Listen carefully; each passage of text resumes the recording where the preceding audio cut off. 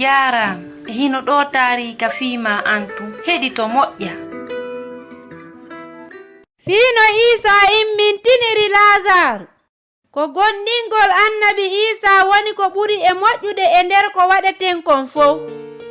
Ko honɗum waɗata si annabi Isa jaabaki torde ma nden wano faaliraɗano?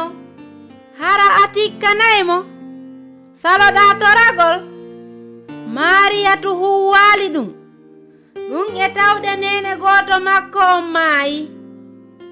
Ka sakkitorum ɓay annabi Isa hewti tawi Lazaru surrama ko neɓaali. Jon an si tawno hiɗon ɗonu gila law bandirawan o mayatano. Lazaru immitoto. Miɗo andi o immitoto ka ummutal. Ɗum ko nyande Allah immintinoyta yimɓe ɓen fuu. Ko mi woni ummutal ngal e ngurndan ɗan. Kala gomɗinɗo lan wuuray haysi o maayi non. Hiɗa hooli ɗum? Miɗo gonɗini ko an woni almasihu on ɓiɗɗo Allah on. Ko gonɗingol annabi Isa ɓuri moƴƴude e nder ko haanuɗe waɗude kon fof. Haysi en ala e faamude e saayiji go. Ko gonɗingol annabi Isa woni ko ɓuri e moƴƴude kon fof.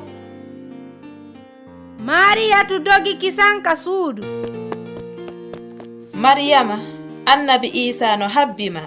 O wawatano faamude ko fii honɗum bandirawo makko on maayani. O dogi haa ka annabi Isa himo wulla.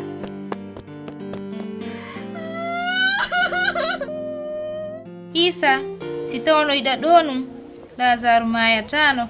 Ko honto surruɗonmo? Sene tino. Tawi yimɓe heyniɓe buyno yaadude e maɓɓe haa ka gaburu.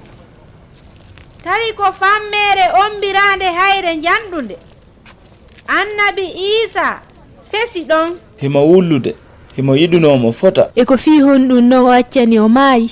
Pottine hayre nden. Tawi ɗum no diwi Mariyatu.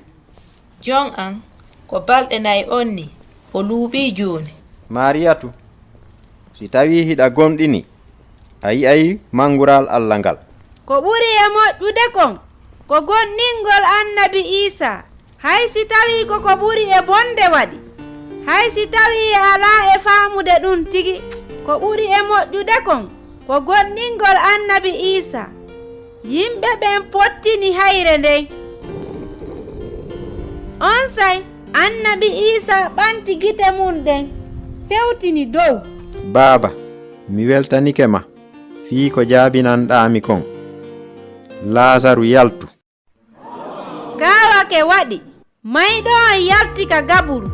Buy e tawanoɓe ɗon ɓe yi ko Isa waɗi kon ɓe gonɗinimo. Ko ɓuri e moƴƴude kon ko gonɗingol annabi Isa. No woniri wo hiɗa hooli ɗum.